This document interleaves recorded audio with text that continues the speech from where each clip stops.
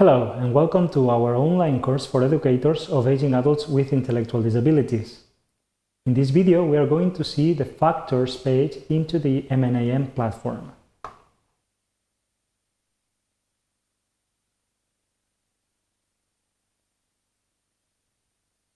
Erasmus Plus Triade 2.0 project has developed an interactive platform to support the education of educators and to support the development of skills of aging adults with intellectual disabilities.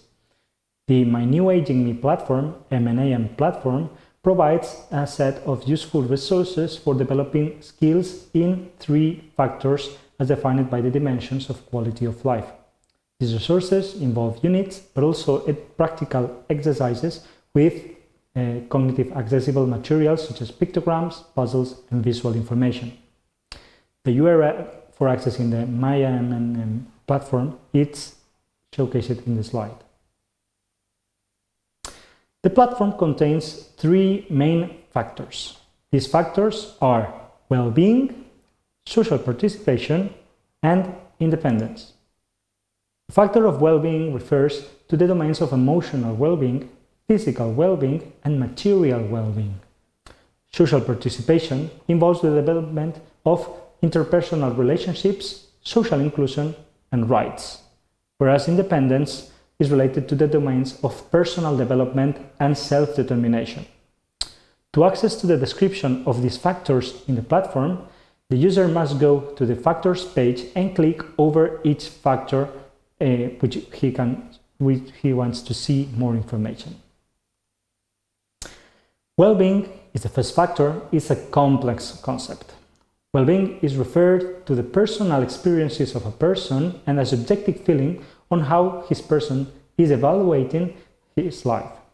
Therefore, physiological and psychological differences among persons can account for some parts of variations in emotions and happiness. Moreover, well-being is difficult to measure, most particularly in people with intellectual disabilities. There are several investigations on how to approach this factor of well-being in persons with intellectual disabilities. For instance, analyzing the relevance of dimensions such as emotional well-being and self-determination, and the impact of personal resources and different levels of subjective well-being. This factor of well-being is built up by 3 main dimensions: the emotional well-being, physical well-being, and material well-being. These factors are also developed into 6 different units: getting ready to move to another place, adapting existing material we have at home, managing personal finances, optimizing healthy lifestyles, being aware of changes, and also prevention of abuse. The following factor is social participation is not unique among persons. Although there is not an agreement on the definition of social participation, several works have attempted to conceptualize it.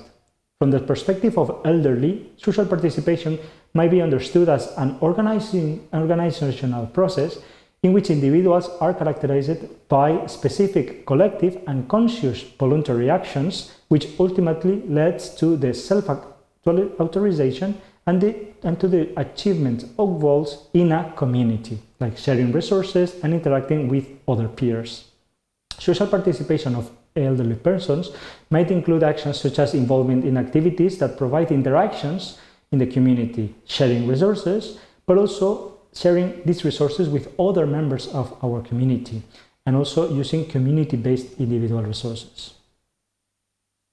From the perspective of the field of intellectual disability, the model of quality of life, social participation, is formed by these 3 dimensions: interpersonal relationships, using, for instance, social networks, not virtual but real social networks, interaction with other persons, social and familiar relationships, having friends, and getting along with people, such as neighbors, colleagues, and so on. Social inclusion, going to places where people go and take part into the activities as just one more, like being socially inclusive. And the rights means to be considered equal as the rest of people, and for instance, get equal treatment, respect the way of being, wishes, privacy, and of course, legal accesses, like the rights. These 3 dimensions are developed in 5 units: keeping in touch with family and friends, active aging, activities we can pursue after retiring, the use of social media, and this is the virtual use of social media through the internet, how to integrate the leisure time with the community-based activities, and also engaging in new roles we perform after retiring. The final factor, independence, refers to the way on which a person with intellectual disability can choose and perform his right choices according to his perspective and the wills. The ability to make choices and being independent is crucial for older people with intellectual disabilities. Moreover, the importance of this factor, independence, should focus on individuals' functionality, which leads to a better adaptive behavior in perceptual, social, and practical skills to enable individuals to function in a daily life.